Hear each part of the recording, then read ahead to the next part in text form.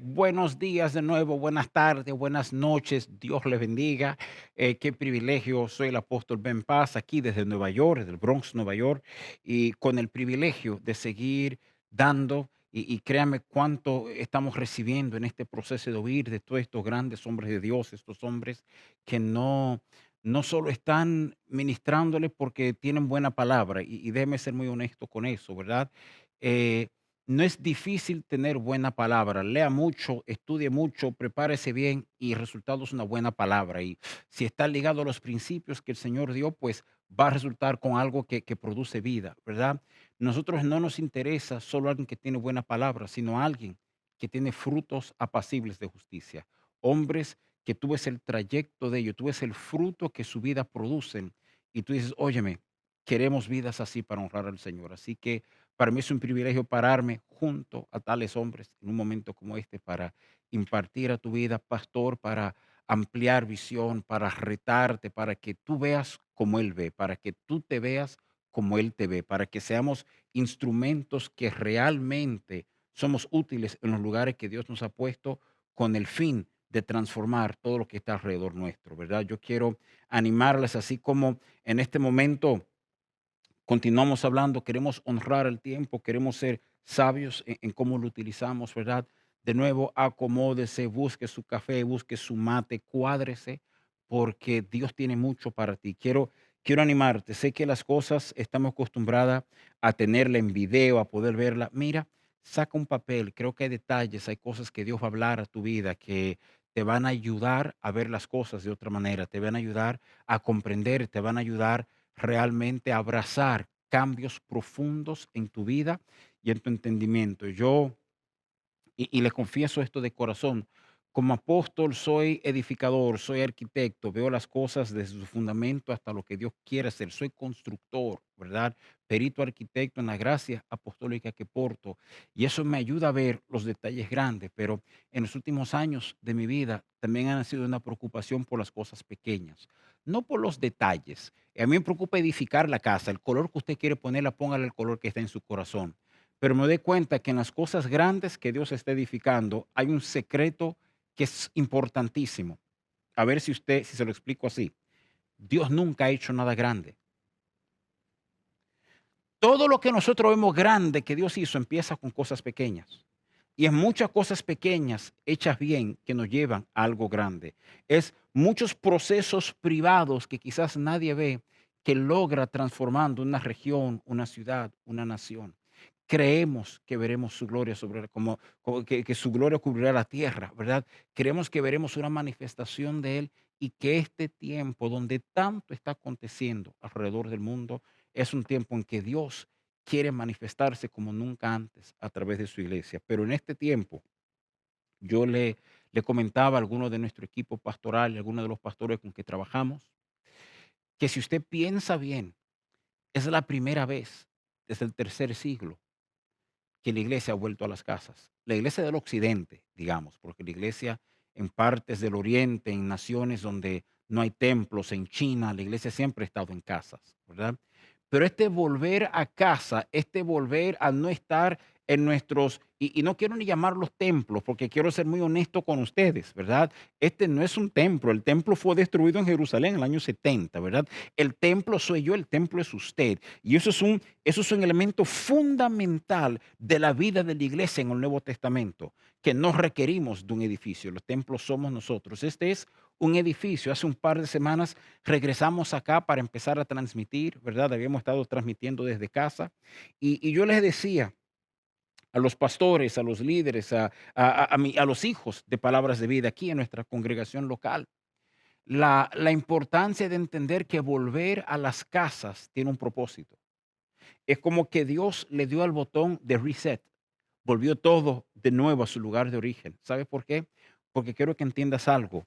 Este altar no es santo si el altar de tu casa no es santo. Si aquí te paras a adorar y cantar, pero ya en tu casa no puedes adorar y cantar, entonces esto es falso. Si aquí puedes sentir la presencia de Dios, pero ya en tu casa, es decir, Dios nos regresó casi como para decir, volvamos a lo fundamental.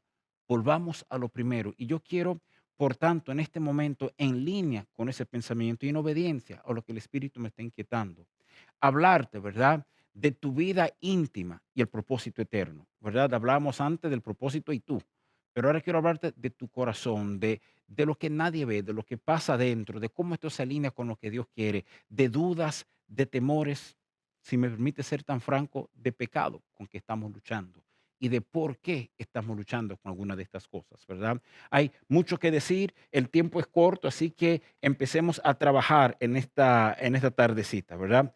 Quiero que usted entienda algo. Nuestra naturaleza sin Dios es lo que es. Estamos quebrados, estamos rotos, estamos dañados y lo grande es que hemos aprendido a vivir así. Hemos aprendido a vivir así, o sea, son de esas cosas reales. Actualmente, hace un par de días, me quebré una muela en la boca, ¿verdad? Tengo que ir al dentista la semana que viene. Es fascinante lo que uno hace para no experimentar dolor. Uno aprende a masticar todo del otro lado. Uno aprende a tomar líquidos de este lado y no de este lado, ¿verdad? O sea, el ser humano nos dejan solos y, y aunque tenemos la mejor intención, déjeme decirle, yo todavía no he conocido el primero que me diga, hey, pastor, mi plan fue ser un esposo irresponsable y ser un mal padre y maltratar a mi esposa y abusar a mis hijos. No lo he conocido. Todo el mundo empieza con las mismas intenciones, la mejor intenciones. Queremos hacer las cosas bien, queremos honrar esto, queremos, ¿verdad?, ser el mejor o la mejor en lo que hacemos. Pero algo pasa en este proceso llamado vida. Nos decepcionamos, nos aburrimos, nos frustramos. Casi siempre estos procesos empiezan por dentro, empiezan por dentro. Hay personas que dicen, hey, pastor, mi matrimonio se fue abajo. Mira, mi mujer se fue de la casa, te dicen. Bueno, no, tú supieras que no, que antes de ella irse se fueron muchas cosas. Se fueron muchas cosas antes. Y si hubieras identificado, tenías la oportunidad de matar ese proceso en su camino, ¿verdad? Entonces, sin Dios, la Biblia dice que estamos muertos. La Biblia dice que vivimos por apetitos, somos animales del más alto nivel, pero vivimos por instintos y por apetitos y por cosas que nosotros mismos no comprendemos. Amo a mi mujer. ¿Por qué fui infiel entonces? Y llegamos a estos lugares donde nos frustramos nosotros con nosotros, ¿verdad? Y a mí me urge hablar un poquito de eso porque yo creo que un temor subyacente en muchos de los que quieren vivir y agradar a Dios, vivir para aquel propósito eterno y ser participante de él. Hay gente que a mí me ha dicho, yo quiero, pero me da miedo porque sé que lo voy a dañar. Sé que todo lo que yo intento empieza bien, entonces no quiero ni hablar de esto. Miren, antes de hablar de aquello, hablemos de esto, hablemos de tu corazón, de tu vida, de dónde estamos y por qué. ¿Por qué es que solo en Jesús? ¿Por qué es que solo con la vida de Cristo fluyendo en nosotros? ¿Y cómo es que viviendo abandonados a ese propósito eterno, es que tu vida va a tener cualquier tipo de sentido, ¿verdad? Quiero primero invitarte a 2 de Corintios capítulo 5 versículo 17, porque yo creo que para todo el que quiere honrar a Dios, todo el que quiere, no solamente fui salvo, gloria a Dios, no, yo quiero que mi vida sea útil para Dios. El que tiene ese deseo, 2 de Corintios 5 17 es probablemente el punto de partida para una vida útil en el propósito de Dios. Dice así, de modo que si alguno está en Cristo, oigan lo que dice, nueva criatura es. No dice nueva criatura será, dice nueva criatura es.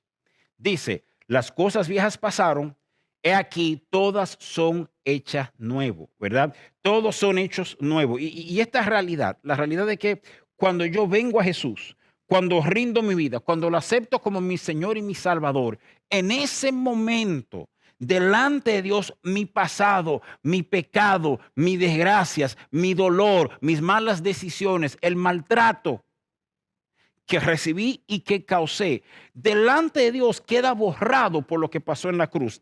Quiero manejar algo importante. El que Dios me haya perdonado no quiere decir que mi ex esposa me perdonó. El que Dios me haya perdonado no quiere decir que la justicia del hombre me perdonó. El que Dios haya borrado no quiere decir que no tengo deudas de un pasado que maltrató. No soy esclavo de mi pasado. Pero yo creo que a veces hay gente que viene al Señor y hay un testimonio horrible de que soy una nueva criatura en Cristo y yo no tengo nada que ver con esto. No, no, no, no, no. La palabra en el Antiguo Testamento, ven, eso está bajo Antiguo Pacto. No, no, no. Toléreme un momentito. Maneja el concepto de restituir el agravio. En otras palabras, si yo sé que dañé algo, yo tengo el deber de hasta donde mis fuerzas dan de repararlo. ¿Qué te estoy diciendo? Te convertiste, ya estás casado otra vez, rompe este matrimonio y vuelve a casarte. No, eso no es lo que estoy diciendo. Pero sí estoy diciendo que en algún momento, no ahora, no mañana, pero en el momento debido, hay una conversación pendiente acá, con aquella vida que tú lastimaste, con tus hijos, con aquel a quien tú le debes, si posible, hasta un arreglo de pagos. Porque ese es el testimonio de que realmente ha pasado algo, ¿verdad? Pero bien, ese no es el tema del momento. Esta es realidad. De modo que según está en Cristo, nueva criatura es. Y voy a ilustrártelo de esta manera por el factor tiempo. Ese concepto de nueva criatura no es nuevo pero del mismo. A ver si me doy a entender. Yo tuve un perro, se murió, compré otro perro, tengo un nuevo perro. Es igualito al otro, pero este es nuevo porque, ¿verdad? Es otra raza, pero es un perro. No, no, no. El concepto de nueva criatura aquí es esto. De modo que si alguno está en Cristo, yo era un perro, no le estoy diciendo perro, le estoy poniendo el ejemplo de un animal, ¿verdad? O sea, yo soy un animal y cuando el Señor viene, no es que Él me hace una mejor versión. Antes tenía un poodle, ahora tengo un pastor alemán. No, eso no es, ¿verdad? El concepto de nueva criatura es que Él te convierte en una criatura nunca antes vista sobre la faz de la tierra. En otras palabras, cuando vine a Él, yo no soy un mejor Ben, yo soy otro Ben por completo. Soy otra persona por completo, con sueños diferentes, con deseos diferentes. Y aquí se levanta el problema, porque uno dice, hey, pero si soy nuevo en Cristo, ¿por qué estoy tentado? ¿Por qué estoy luchando? ¿Por qué sigo peleando con las cosas viejas? Si la palabra dice que soy nuevo, ¿y por qué esto es crítico? Esto es crítico para que todo el que quiera caminar honestamente con Dios, enfrentar esta pregunta, comprender lo que estamos manejando aquí es sumamente importante. ¿Por qué? Porque me ayuda a mí a verme como Dios me ve para poder vivir. Óyeme, si no lo ves, nunca lo vas a poder hacer. Si no me veo como Dios me ve, nunca podré vivir como Él me llama a vivir. Siempre me sentiré que estoy a un paso de dañar todo. Siempre caminaré con el temor de, ¿y si mañana lo daño? Porque esa es la mente de huérfano con que vivíamos antes de conocer a nuestro Padre espiritual. Entonces, en este proceso, el proceso interno mío para ser participante del propósito, me llega a entender algunas cosas, urge, ¿verdad? O sea, quiero decirte algo que yo sé que teológicamente puede sacudirte un poco, pero es fundamental que entendamos esto. Los viejos himnos, las viejas declaraciones de siglos pasados, somos pecadores salvos por gracia, eso no es verdad. Y nos roba. Éramos pecadores, pero una vez fuimos salvos, nuestra naturaleza cambió. O sea, a ver si entendemos algo.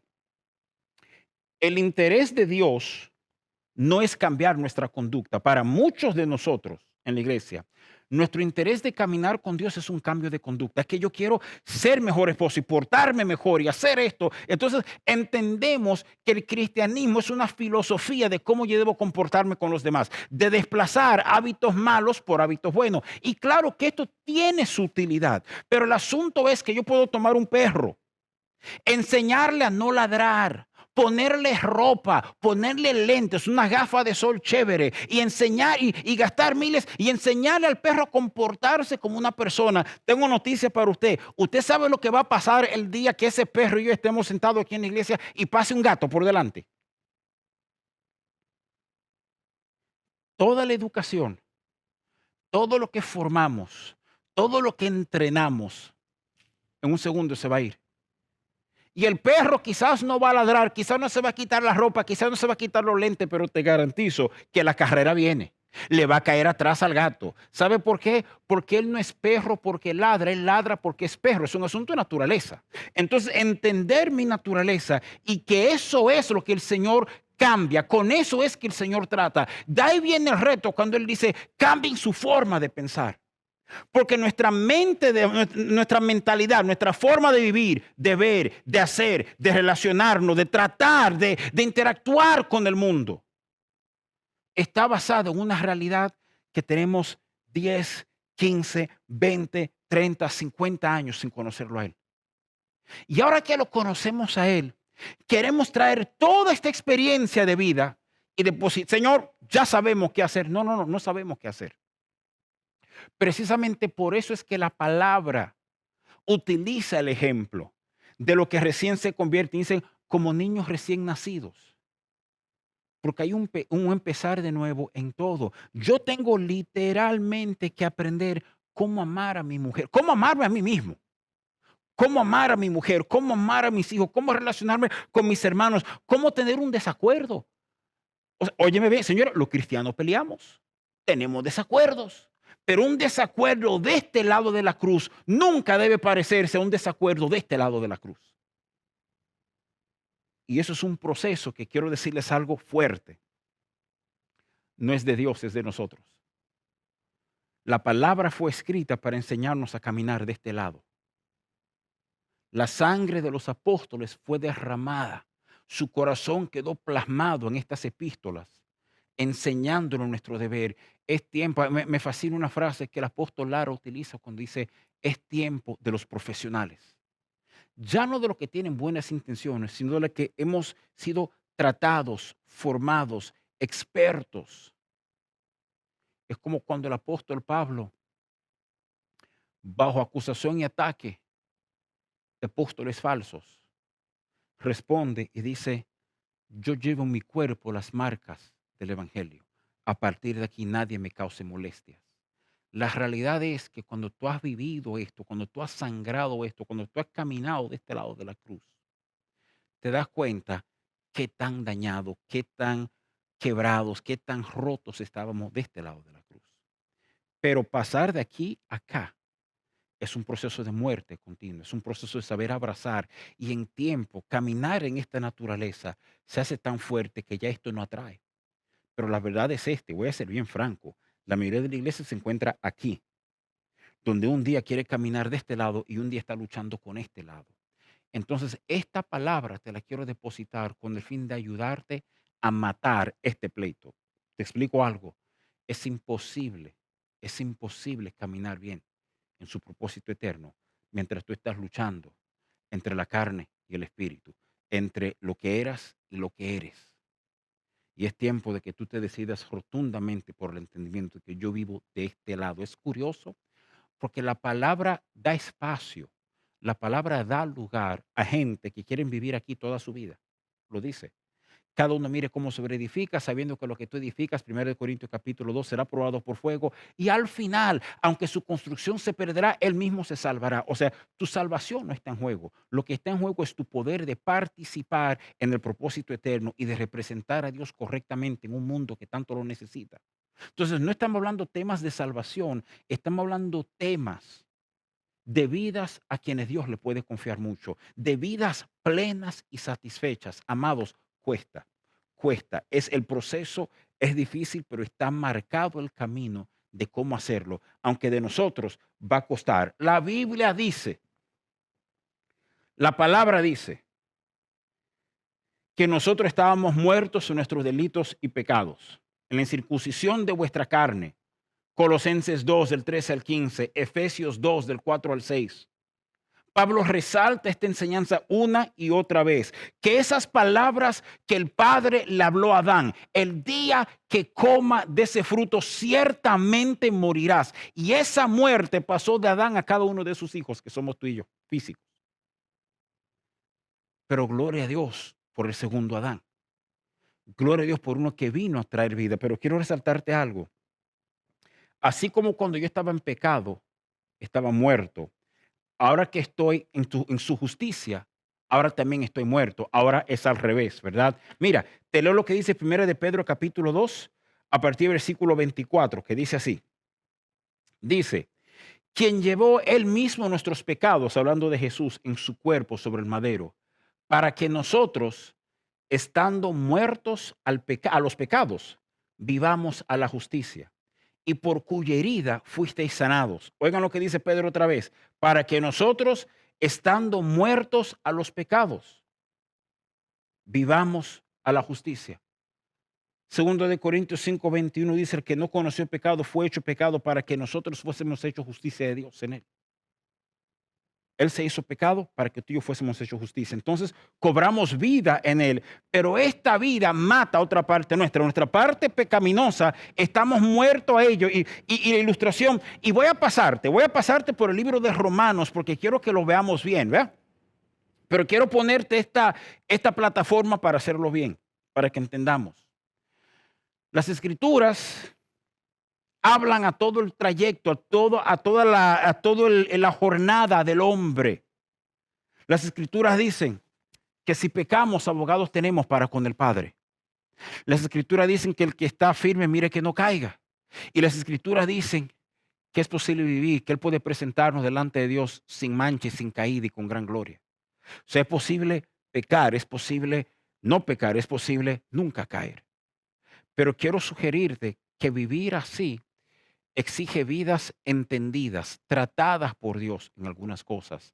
Y quiero señalarte esto, yo quiero hablarte, yo sé que para pastores y líderes parece un mensaje muy fundamental. Yo quiero hablarte, siento en mi corazón tomar un momento para hablar sobre el poder del pecado, sobre la lucha con el pecado que tenemos, por qué el pecado es tan atractivo. Y cada uno es pecado cuando es atraído y seducido de su propia concupiscencia. Sabemos, conocemos Santiago 1 y no es eso lo que quiero ver. Lo que quiero realmente resaltar son las dinámicas espirituales que suceden aquí y por qué constantemente nos encontramos cediendo ante cosas que hace rato se nos dio victoria, ¿verdad? Quiero invitarte, vamos a pasar un tiempecito en la epístola de Romanos y vamos a pasar del capítulo 5 al 6, al 7, al 8, ¿verdad? Para entender algunas cosas de forma clara, para entender y hacer un buen trabajo de mirar esto correctamente, ¿verdad? Si usted me acompaña en sus Biblias, en sus textos, ¿verdad? A Romanos capítulo 5, a partir del versículo 17, déjeme ponerlo aquí en pantalla. Oigan lo que dice. Pues si por la transgresión de uno solo reinó la muerte, esa es la situación antes de la cruz, mucho más reinarán en vida por uno solo, Jesucristo, los que reciban la abundancia de gracia, de la gracia y del don de la justicia. Así que, como por la transgresión de uno vino la condenación a todos los hombres, de la misma manera por la justicia de uno vino a todos los hombres la justificación de vida. Porque así como por la desobediencia de un hombre los muchos fueron constituidos pecadores, así también por la obediencia de uno los muchos serán constituidos justos. Quiero cerrar con los últimos dos versículos que dicen así. Pero la ley se introdujo para que el pecado abundase. Mas cuando el pecado abundó, sobreabundó la gracia, para que así como el pecado reinó para muerte, así también la gracia reine por la justicia para vida eterna mediante Jesucristo, Señor nuestro. El apóstol Pablo empieza a resaltar. Quiero acordarles, y usted lo sabe, pero solo por facilitar el proceso. Las epístolas no fueron escritas con capítulos y versículos. O sea, el apóstol Pablo está llevando un solo pensamiento desde el capítulo 5, le propongo, hasta el capítulo 8. Entonces, cuando tomamos solo partes de un capítulo para predicar o enseñar eso, en esencia lo sacamos de contexto y usted se va a dar cuenta el desastre que eso causa, ¿verdad? Pablo está diciendo que cuando se introdujo la ley, se lo voy a resumir de esta manera, él está diciendo que cuando se introdujo la ley, que la ley se introdujo para mostrar el pecado. En otras palabras, el antiguo pacto, la ley mosaica, las 617 ordenanzas, fueron dadas para frustrar al hombre, para que el hombre se diera cuenta que él era incapaz de cumplir la ley, que él era incapaz de cumplir la ley, aunque por mucho que él tratara, no hubo ni uno que pudo cumplirla hasta que no vino Jesús, ¿verdad? Que no abolió la ley, la cumplió, que es diferente. Cumplió el estándar, cumplió con lo que Dios demandaba y eso le dio derecho de establecer otro pacto. No fue que el pacto fue votado, fue que el pacto fue cumplido. Y una vez cumplido se establece un nuevo pacto. Este nuevo pacto que es en su cuerpo, en su sangre, es un pacto. Si tú le preguntas a la gente, el nuevo pacto es entre quién y quién, la gente, o entre nosotros y el Señor. No, no, no. Este nuevo pacto es entre el Padre y el Hijo. No te olvides de eso, porque es importantísimo para entender las dinámicas espirituales.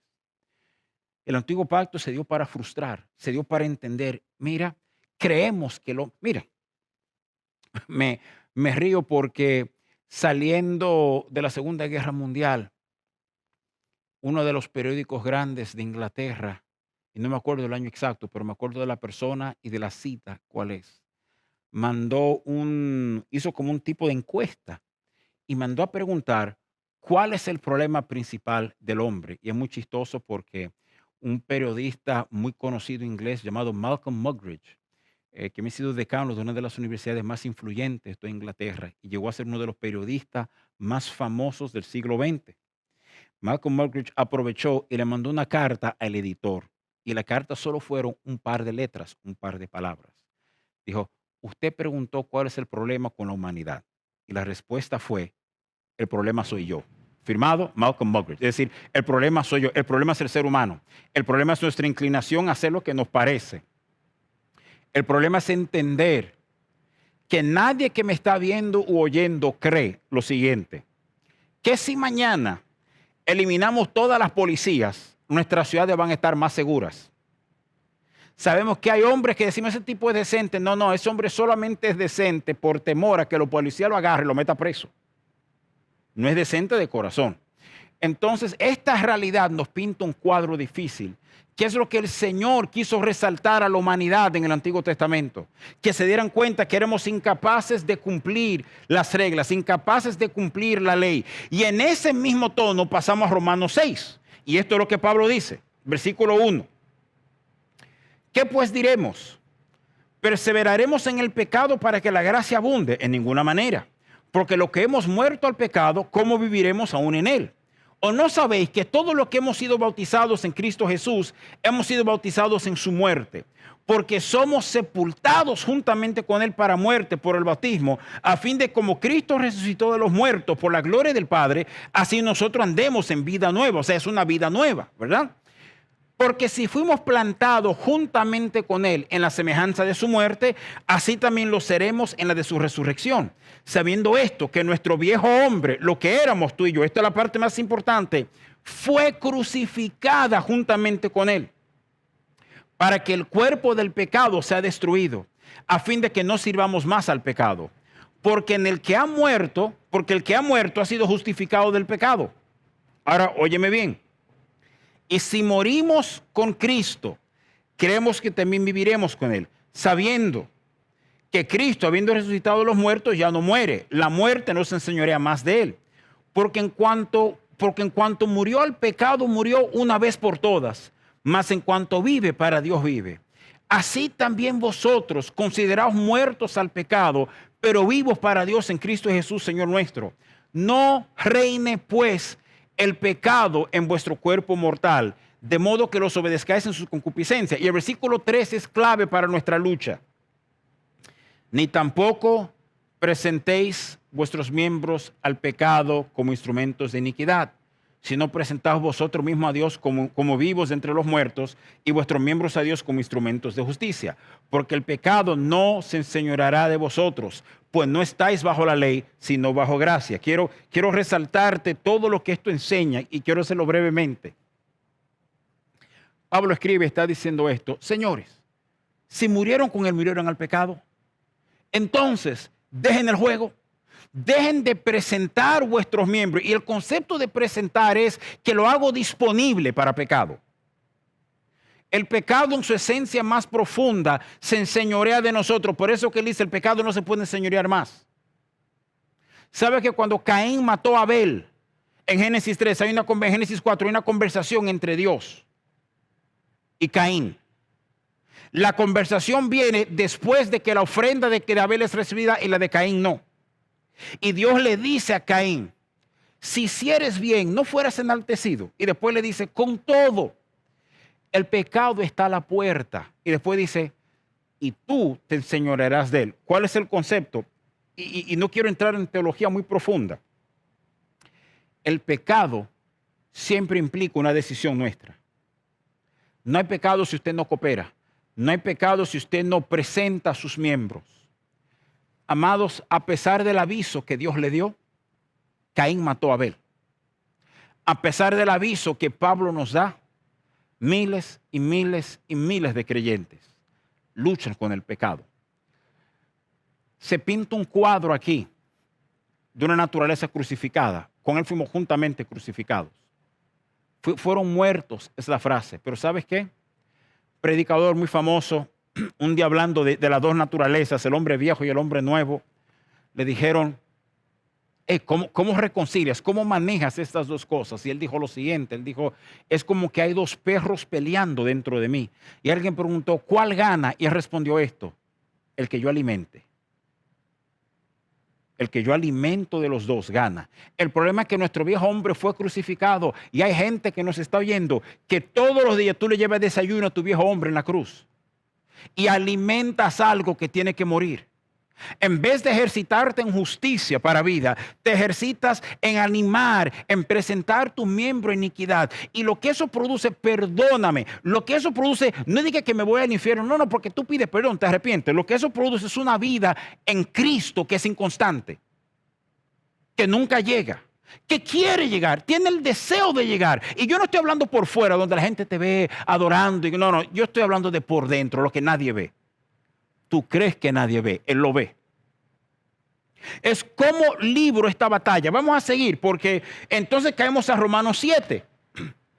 Y Romanos 7, digo esto con amor, es probablemente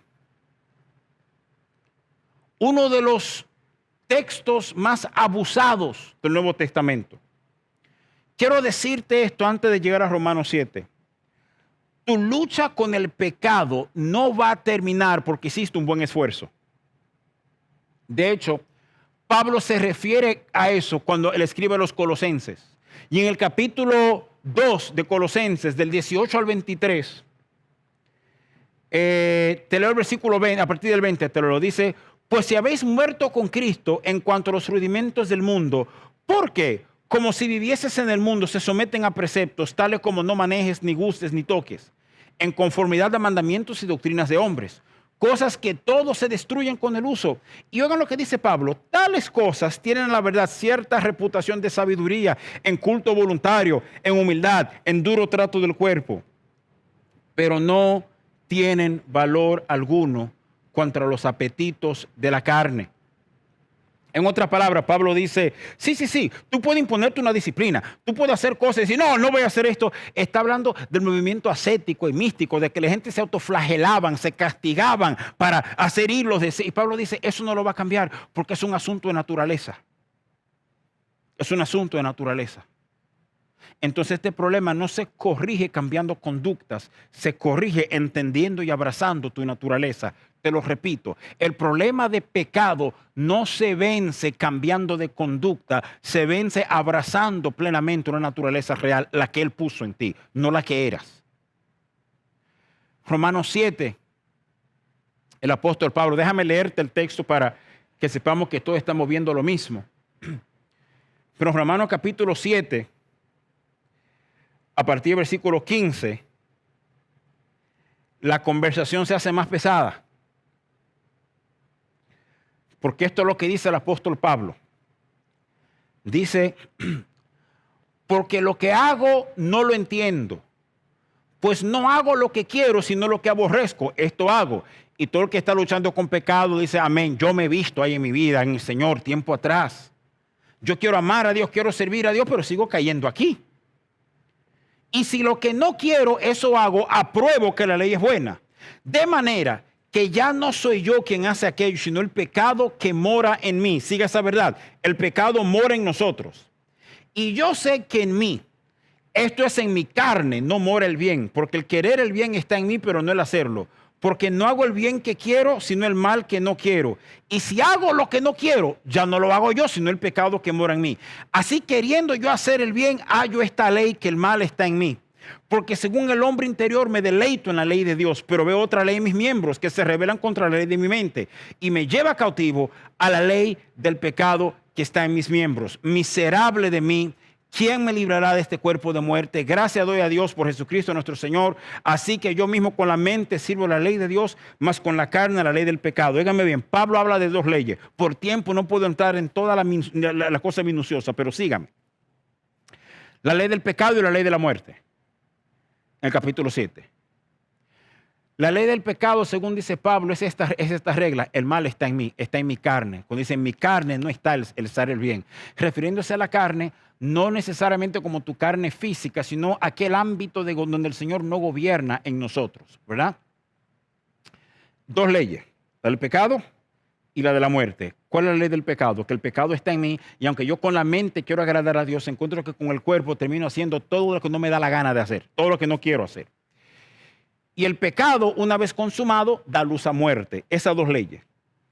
Pablo cierra estas aseveraciones, estas declaraciones de él con un clamor. ¿Quién me librará? Él está hablando como apóstol. Está diciendo, el mal está en mí. Hallo estas dos leyes, la ley del pecado, la ley de la muerte, ¿right? Amados, y ese pensamiento es válido si la epístola termina ahí. Pero es que no termina ahí. Pablo pasa al capítulo 8 manejando el mismo tema. Y quiero leerte cómo empieza el capítulo 8. Ahora pues, ninguna condenación hay para los que están en Cristo Jesús. Los que no andan conforme a la carne, sino conforme al Espíritu. Y el versículo 12 es donde quiero aterrizar. Porque la ley del Espíritu de vida en Cristo Jesús me ha librado de la ley del pecado y de la muerte. Porque lo que era imposible para la ley, por cuanto era débil por la carne, Dios enviando a su Hijo en semejanza de carne de pecado, y a causa del pecado, condenó al pecado en la carne para que la justicia de la ley se cumpliese en nosotros. Que no andamos conforme a la carne, sino conformes al Espíritu. En otras palabras, Pablo dice esto: esa verdad de que el mal mora en mí, de la ley del pecado y de la muerte, la ley del Espíritu de vida en Cristo Jesús mata estas dos leyes. La destruye. Me da una naturaleza. Ahora el problema es que se levanta una pregunta en nosotros. Amén. Yo lo creo, pero estoy tentado. Sigo inclinado hacia esto. Amén. Óyeme bien. Seguimos inclinados porque no hemos avanzado en esta naturaleza. Tú ves, cuando empezamos a avanzar en esta naturaleza, todo lo que somos, espíritu, alma y cuerpo, queda reprogramado a un apetito completamente diferente.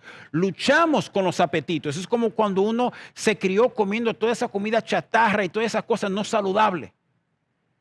Tiene que aprender a comer saludable. Y de vez en cuando usted desea volver allá. Pero se da cuenta que aquí hay vida y que allá hay muerte. Y llega el momento que usted dice, me quedo aquí. Sí, el hombre viejo fue crucificado en la cruz. Pero la realidad es, como dije, que lo vamos a visitar y le llevamos comida. Y el hombre todavía, el bárbaro tiene 20 años crucificado, pero tiene 20 años vivo. Pero eso dice, déjame leerte esto, que no estaba en mis notas. Quiero leerte esto para caer al último versículo y cerrar ahí. Pero hay un texto en Efesios donde en ese solo texto aparecen tres verbos reflexivos. Donde Pablo dice, renovaos en vuestra forma de pensar, despojaos del viejo hombre que está viciado conforme a los vicios de este mundo, y después dice, y vestíos del nuevo hombre. Fíjate, y digo esto con cuidado, porque quiero que me entiendan, nada de eso involucra a Dios. Renovar, quitar, vestir. Yo me quito el chaleco. Yo me quito los lentes. Yo me visto. Y en esa exhortación, Pablo está diciendo que el hombre viejo, que la naturaleza vieja es como un abrigo. Me lo quito y me pongo el nuevo. Y te dice que el antiguo está viciado, está dañado, tiene un defecto. Luchamos con pecado porque nos quedamos aquí, porque aún nuestra nueva naturaleza queremos vivirla de un esfuerzo nuestro y no de aprender a morir. Cuando yo digo, esto no es una opción, entonces solamente me queda esto. Pero mientras yo en mi mente esté dispuesto a presentar mi cuerpo, mis miembros, a lo que era una vida y una naturaleza sin Dios, voy a encontrar que eso afecta profundamente mi habilidad de colaborar con lo que Dios quiere. Miren, hágame el favor y venga conmigo y ahí vamos a cerrar. A primera de Juan, capítulo 5 y versículo 4. ¿Por qué te quiero traer aquí? Por lo que dice. Dice esto. Porque todo lo que es nacido de Dios vence al mundo. Y esta es la victoria que ha vencido al mundo, nuestra fe. Todo lo que nace de Él. En esa cruz tú moriste, yo morí. Y en esa cruz nacimos. Es lo que el bautismo representa, no porque tiene poder de salvificación, como dice Pedro, sino como la expresión de una buena conciencia hacia Dios. Muero y salgo a una vida nueva. Entendiendo esto, luchamos con pecado porque no hemos muerto, porque está vivo. Yo aprendo a caminar en Él. Y déjenme dejarles con este concepto. Yo aprendo a caminar en Él. En Tesalonicenses capítulo 5, versículo 23, Pablo dice, y el Dios de paz os santifique por completo todo vuestro espíritu, toda vuestra alma, todo vuestro cuerpo. Y de ahí sacamos la enseñanza, somos seres tripartitos, somos un espíritu que tiene un alma que habita un cuerpo. Entendemos si es así. El problema es que el mal manejo del concepto de la carne, entendemos que esta es la carne y no que la carne es un gobierno donde el Señor no gobierna, ¿verdad? Entendemos que la carne es mala y enseñamos que todo lo que sale del alma es malo. Y eso no es cierto. Lo que pasa es que nuestra alma y nuestra carne se han acostumbrado a una naturaleza dañada, pervertida, muerta. Pero cuando caminamos correctamente en el Señor, y se lo digo de corazón, amados, fíjense que el rey David, un hombre que pasó tiempo en la presencia de Dios, puso el tabernáculo en el patio, puso el arca en el patio, rompió la liturgia mosaica. David debió haber sido muerto por lo que hizo de parte de Dios y nunca fue. Y ese hombre aprendió a vivir en la presencia de Dios y es David quien escribe, mi alma tiene sed de ti, mi carne te anhela. Tú ves cuando tú aprendes a caminar de cerca con Él, cuando aprendes a caminar en madurez, cuando aprendes a dejar lo de niños, a dejar una naturaleza antigua. No es que tú camines diciendo, ay, yo sí quisiera echar para atrás y pecar. No, no, no. Es que de este lado descubres tanta vida, descubres tanto que hacer que te das cuenta que aquello ni te atrae. El que está luchando con esa atracción, claro, tenemos concupiscencia, tenemos debilidad, hay cosas que uno siempre se cuida. Pero ya uno no se despierta con la lucha de si voy a pecar, si voy a caer, porque ya hemos tomado la decisión en nuestro corazón. Como Daniel capítulo 1, versículo 8, Daniel propuso en su corazón, es que no le presto mis miembros a la injusticia, no presto mis miembros al pecado. Yo camino vivo, yo aprendo a oír la música correcta, a ver las películas correctas, a tener las conversaciones correctas. Porque estoy avanzando hacia una vida plena e íntegra. Carecemos de integridad. Su propósito se atrasa. Déjame decirte algo del propósito eterno para cerrar ahí. Aunque tú y yo fuimos creados como participantes en su propósito, no en nuestro propósito, no tenemos, el propósito es de Él, llega el momento en que causamos un atraso tan severo en el trato de Dios con nosotros que somos suplantados por otro en aquello por lo cual tú y yo fuimos diseñados. Te lo repito, tú puedes atrasarte tanto que mueres en el desierto cuando fuiste diseñado para conquistar la tierra prometida. Puedes atrasarte tanto que Dios levanta uno en tu lugar.